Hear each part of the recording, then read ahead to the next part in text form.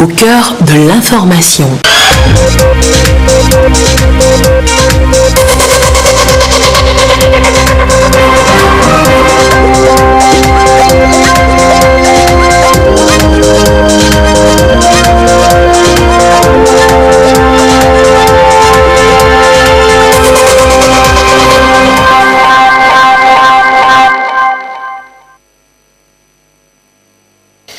Vers l'identification biométrique unique des personnes résidant au Togo, le projet reçoit le soutien de la Banque mondiale. Les précisions à suivre dans un instant. Il continue de dicter sa loi à travers le monde. Le nouveau coronavirus tue sans pitié. Les dirigeants et les médecins tentent le tout pour le tout afin de freiner sa course. Des mesures barrières sont recommandées pour se sauver et sauver les autres. À suivre tout à l'heure. Voilà pour le sommaire. Où que vous soyez, vous êtes en direct sur la télévision togolaise. Bonsoir et bienvenue dans cette édition. La Banque mondiale accompagne le Togo pour lui permettre d'attribuer à chaque individu résidant sur le sol togolais, qu'il soit togolais ou pas, une identification unique. Le numéro d'identification unique composé de 10 chiffres servira de base de données pour les services publics, les services dans le social et dans le privé. Les contours du projet avec Carmen Madié à Capo. La Banque mondiale a approuvé mardi dernier un financement de 273 millions de dollars de l'Association internationale de développement IDA en faveur de 4 pays, Togo, Bénin, Burkina Faso et Niger. Cette enveloppe allouée au titre du programme d'identification unique pour l'intégration régionale et l'inclusion en Afrique de l'Ouest, OURI, dans sa phase 2, est destinée à faciliter l'accès aux services à des millions de personnes, en particulier aux femmes et aux catégories sociales les plus pauvres. Concrètement, pour le Togo, le fonds devrait servir à donner un coup de boost à la mise en œuvre du projet e-ID Togo, projet d'identification biométrique nationale, une des priorités du chef de l'État pour son nouveau quinquennat, qui est déjà à un stade avancé. L'objectif est de doter chaque individu résident d'un numéro d'identification unique à l'horizon 2025. Porté par la CEDEAO, le projet OURI vise en effet à mettre en place des systèmes d'identification de base qui incluent toute personne présente physiquement dans l'espace communautaire, indépendamment de sa nationalité, de sa citoyenneté ou de son statut juridique, contribuant ainsi à améliorer l'accès aux services de base tels que la protection sociale et médicale, la retraite, l'inclusion financière et numérique, l'autonomisation des femmes et des filles, ou la mobilité des travailleurs. Annoncé il y a quelques semaines en Conseil des ministres, le projet d'identification biométrique des citoyens togolais va entrer dans sa phase opérationnelle.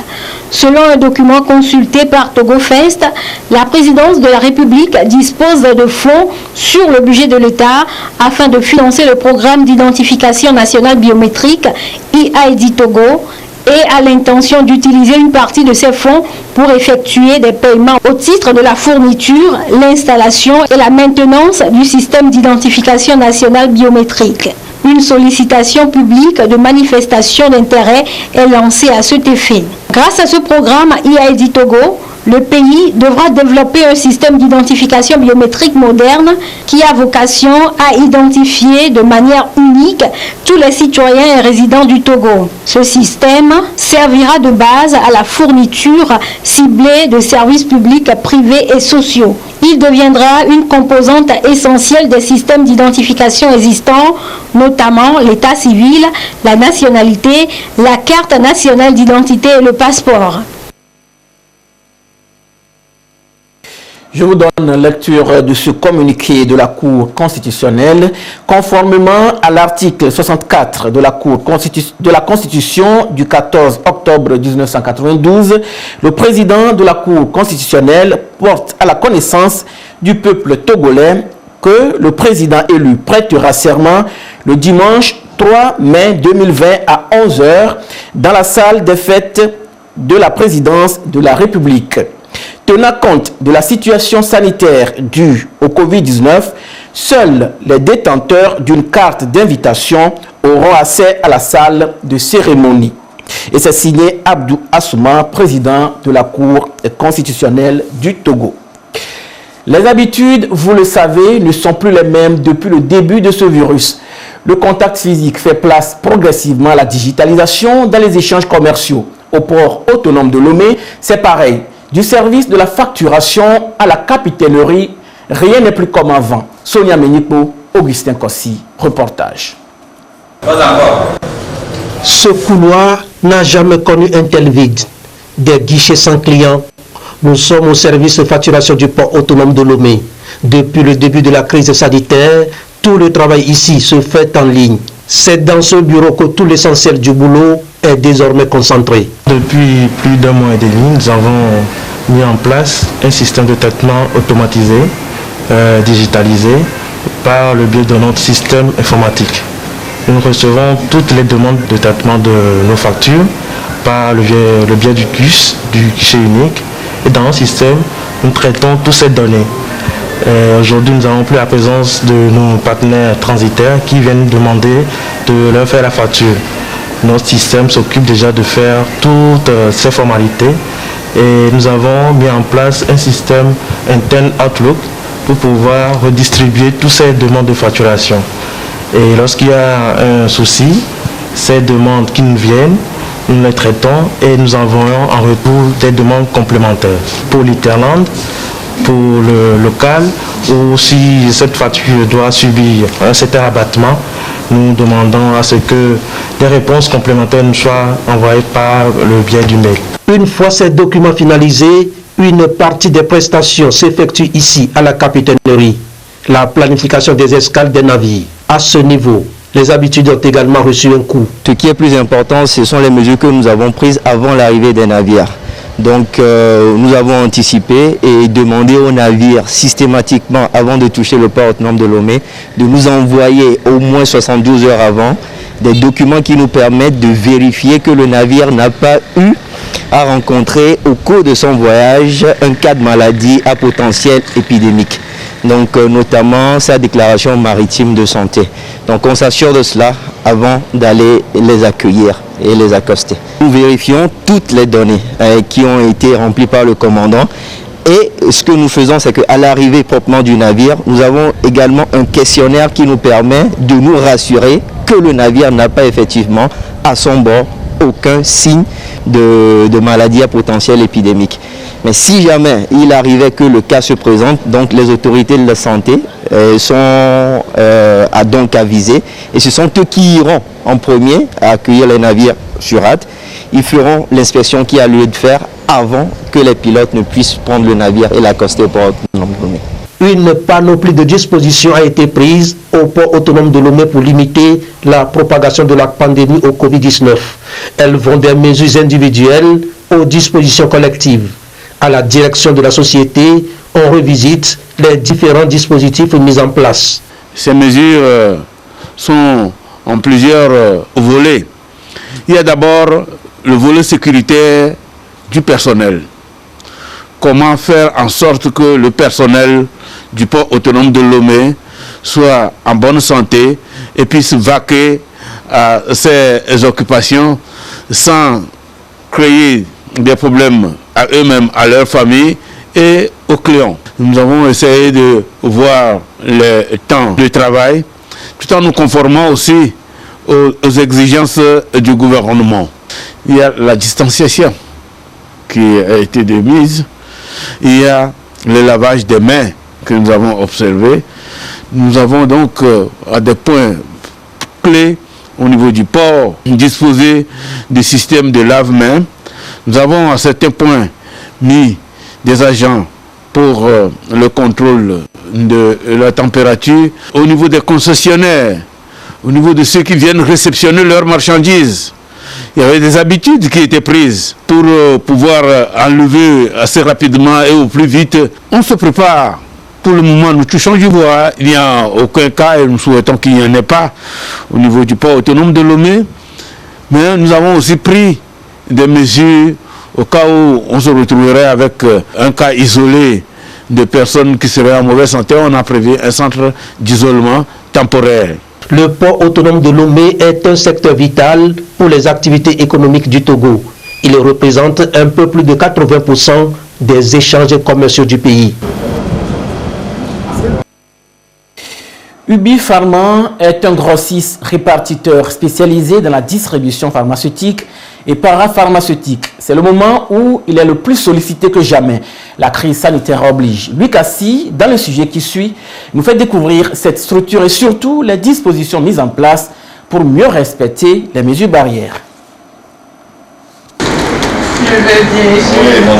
C'est ici que sont reçues et enregistrées toutes les commandes de médicaments adressées à Ubipharm Togo. En moyenne, 350 commandes sont passées par les pharmacies et structures sanitaires via Extranet. Une fois la demande actée et le paiement effectué, le bordereau d'achat est envoyé au magasin. Et pour y avoir accès, tous les agents sont obligés de se frotter les mains au gel hydroalcoolique. La lutte contre la propagation du Covid-19 oblige. Les commandes que nous recevons sont traitées ici et envoyées à d'autres départements pour contrôle et à l'expédition. Le port du masque est obligatoire et selon les normes établies, on doit rester distant de 1 mètre ou 1,5 mètres. Et c'est dans tout le magasin comme ça. Et il y a un suivi de tout le monde. On se sent en sécurité en venant ici. Parce que toutes les mesures mises en place protègent le travailleur à Ubipharm Togo. Et en travaillant aussi, nous essayons de respecter les procédures, bien les normes établies. Grossiste et répartiteur en produits pharmaceutiques, Ubipharm Togo livre lui-même les produits à sa clientèle. Toutes les dispositions sont prises au niveau des chauffeurs pour désinfecter les voitures après livraison. Les quelques rares structures pharmaceutiques qui viennent passer des commandes physiques sont soumises aux gestes barrières. Tout employé ou invité, avant d'intégrer le magasin ou les bureaux, doivent passer par la guérite. Au niveau de la guérite, ils sont censés les orienter vers le lavabo. Ils doivent se laver les mains, ensuite revenir, se faire prendre la température par l'appareil que la société a mis à notre disposition. Et ensuite, nous les passons le gel et nous les introduisons. La société a mis à notre disposition le gel hydroalcoolique que nous passons à chaque fois que nous recevons les cartes ou quoi que ce soit d'un client ou d'un visiteur. Le véhicule nous a fait rentrer. On doit passer par les gardiens avant d'aller à la caisse. Donc avant de déposer mes dossiers, ils m'ont soumis au lavage de la main. Donc je suis obligé d'aller me laver les mains avant de présenter ma carte d'identité chez les gardiens de portail. Ubipharm met au centre de sa politique le bien-être de son personnel.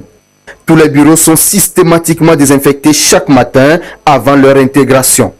Répondant déjà aux normes et règles de bonne pratique, la filiale a mis à la disposition de son personnel le matériel nécessaire pour se protéger contre une éventuelle contamination au coronavirus. Ubipharm, maillon essentiel dans la distribution des médicaments sur le territoire togolais, a mis en place des moyens pour continuer d'assurer l'approvisionnement des médicaments utilisés dans la protection et dans le traitement du Covid-19 et aussi dans d'autres pathologies, puisque avant le Covid, nous avons d'autres pathologies sur le territoire togolais, comme le paludisme, les maladies infantiles, les différents vaccins qui sont utilisés pour la prévention de différentes maladies sur le territoire togolais.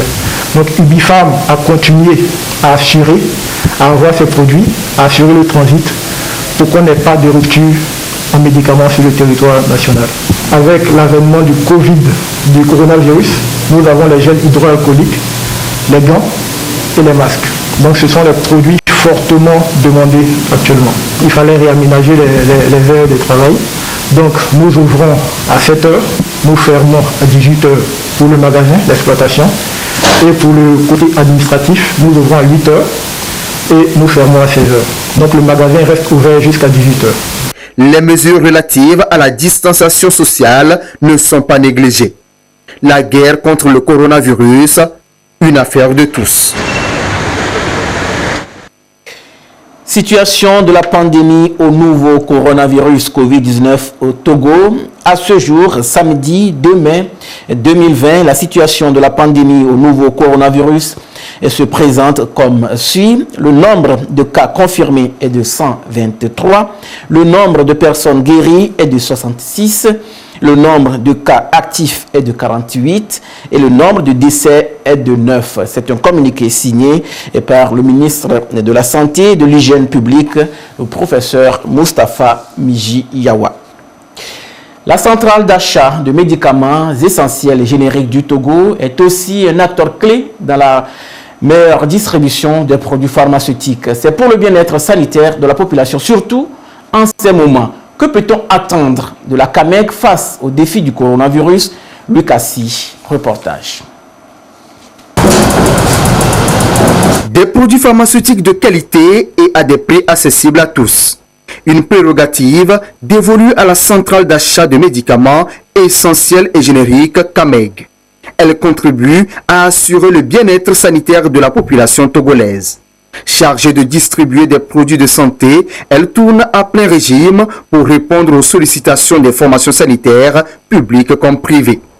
Infirmière à l'hôpital Source de Vie, Yvette vient de s'approvisionner pour le compte de sa structure. Avant de se faire servir, elle s'est soumise aux mesures barrières en vigueur ici. Arrivé quand ils ont vu que j'ai déjà cachiné, ils m'ont montré en même temps le dispositif de lave-main. Je me suis lavé les mains, je suis rentrée. J'ai donné mon bon de commande au secrétariat. Je suis venue m'asseoir ici. Quand ils ont fini, ils ont amené le bois au magasin. Quand ils ont servi leurs produits amenés, ils m'ont dit de relaver les mains d'abord avant de venir toucher les produits pour compter. Je suis venue encore me laver les mains. La centrale reçoit les commandes électroniques et physiques. Dans tous les cas, c'est le client qui a la charge de déplacer sa marchandise à sa structure sanitaire. Toutes les commandes sont enregistrées au service facturation. Des dispositions sont prises ici également pour garantir la sécurité des agents et des clients qui passent des commandes physiques. Et arrivé à notre niveau, nous devons vérifier nécessairement pour que le port de masque soit un fait réel.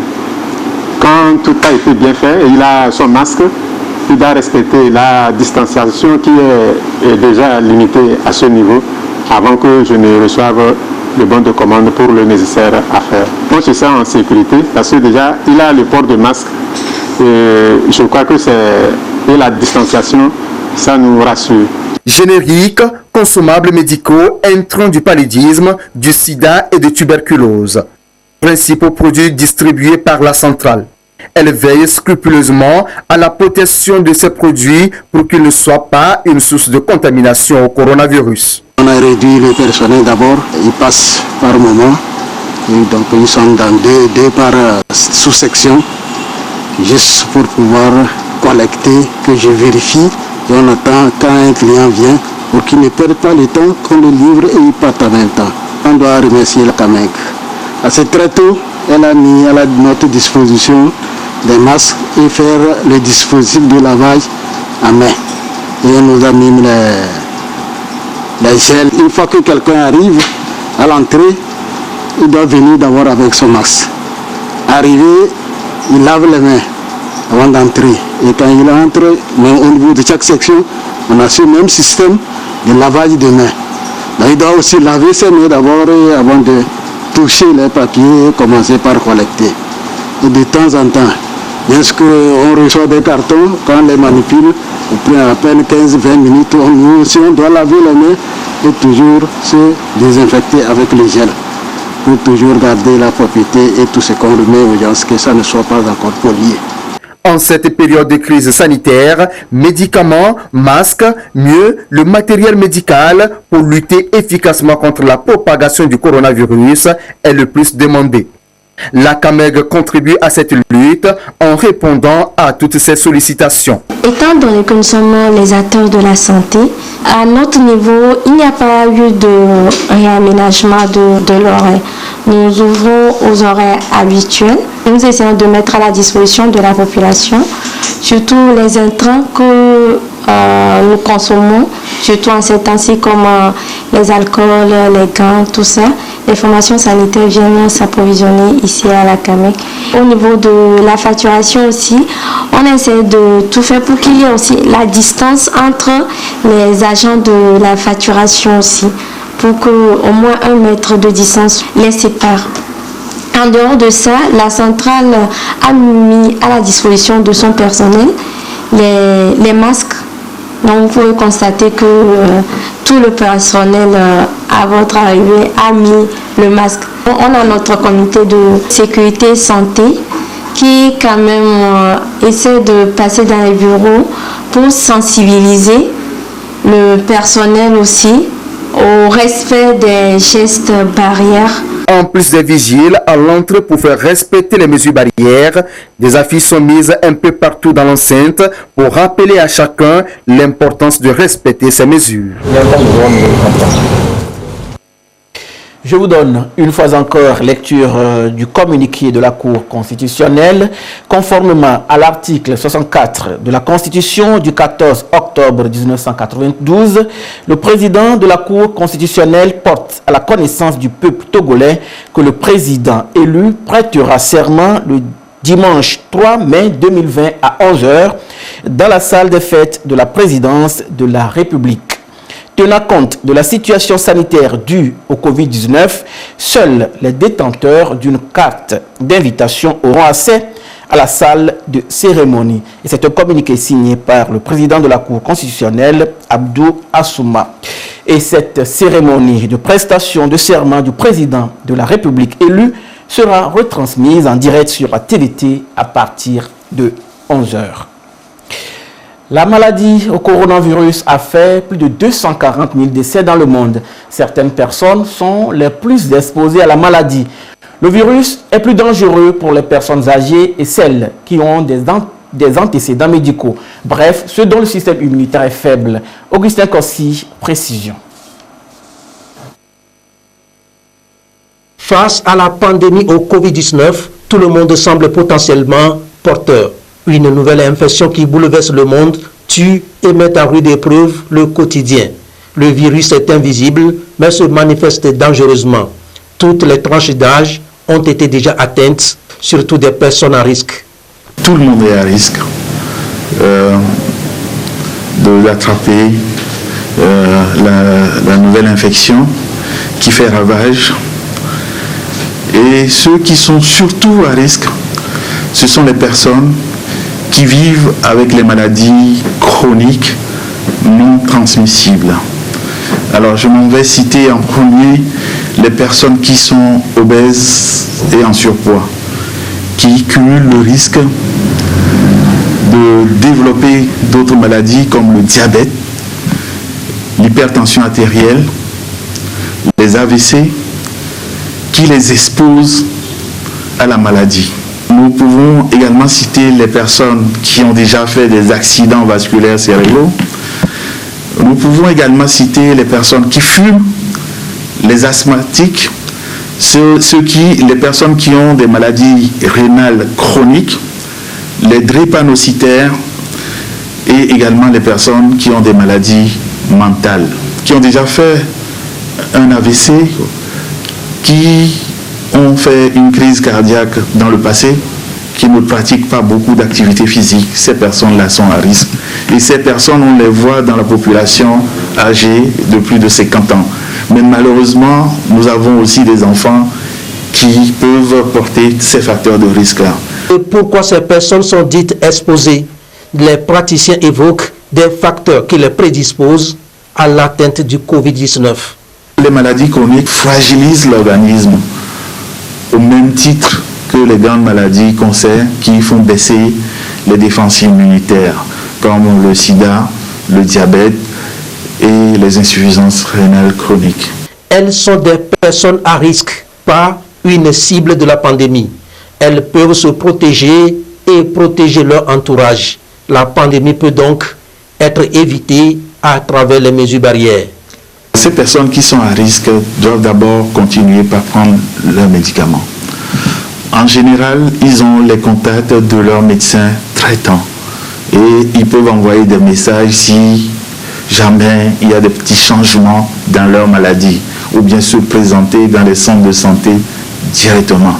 Donc nous rappelons à ces personnes-là de respecter les mesures barrières, surtout sortir moins, de porter les masques, de se laver les mains et au moindre signe s'adresser par téléphone à leur médecin traitant qui saura les orienter si jamais il y a les signes de la nouvelle pandémie qui commence. Cette maladie qui arrive perturbe tout le monde, nous perturbe sur le plan économique, physique et mental, entraînant souvent des insomnies. Et donc, nous en appelons à la population de se tranquilliser. Ces personnes peuvent aller en consultation, bien protégées, pour trouver des solutions à ce qui mine leur qualité de sommeil. Il est donc clair qu'on peut être personne à risque et éviter le Covid-19.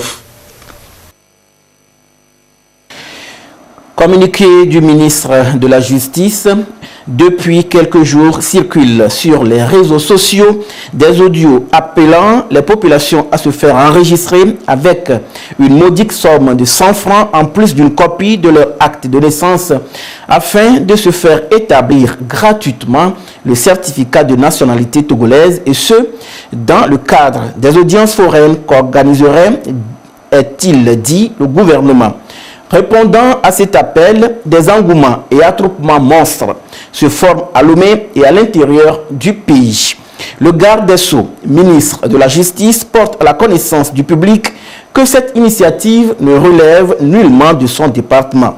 En effet, le ministre de la Justice ne saurait organiser des audiences foraines en ces moments de lutte contre la propagation du Covid-19 qui impose à tout individu le respect des mesures barrières prises par le gouvernement.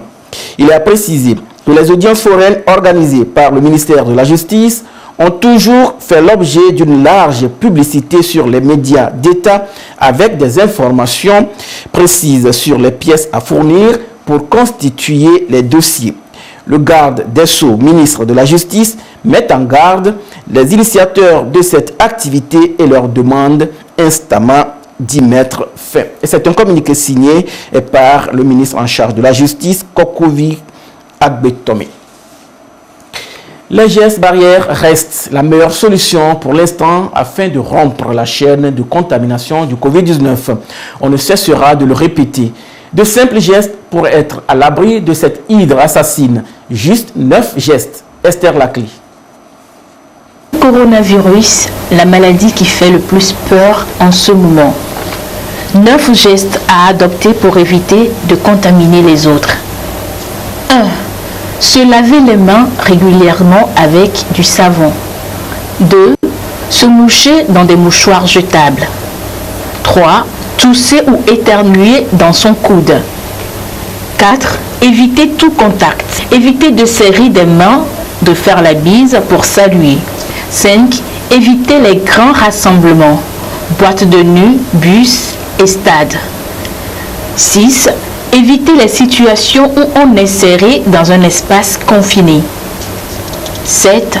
Autre chose, aérer les pièces, ouvrir les fenêtres et laisser respirer la maison. 8. Nettoyer régulièrement les surfaces. 9. Enfin, si vous avez de la fièvre, de la toux ou des difficultés à respirer, consultez un médecin. 9 gestes simples pour éviter de contaminer les autres et ainsi dire adieu à cette maladie qui fait peur. Je vous donne lecture du communiqué de la Cour constitutionnelle. Conformément à l'article 64 de la Constitution du 14 octobre 1992, le président de la Cour constitutionnelle porte à la connaissance du peuple togolais et que le président élu prêtera serment le dimanche 3 mai 2020 à 11h dans la salle des fêtes de la présidence de la République. Tenant compte de la situation sanitaire due au Covid-19, seuls les détenteurs d'une carte d'invitation auront accès à la salle de cérémonie. C'est signé Abdou Assouma, président de la Cour constitutionnelle. Et cette cérémonie de prestation de serment du président de la République élue sera retransmise en direct sur la TVT à partir de 11h. Et demain, à partir de 10h déjà, une édition spéciale sur la TVT. Retour sur les différentes étapes du processus électoral du 22 février 2020. Et vous suivrez à la fin de ce journal une émission spéciale sur l'état d'urgence sanitaire et ses implications. Voilà, ce sera tout pour aujourd'hui. Merci de nous avoir suivis. Restez avec nous sur la TVT La Première. Gardez toujours le sourire, quoi qu'il arrive. Excellente nuit à tous.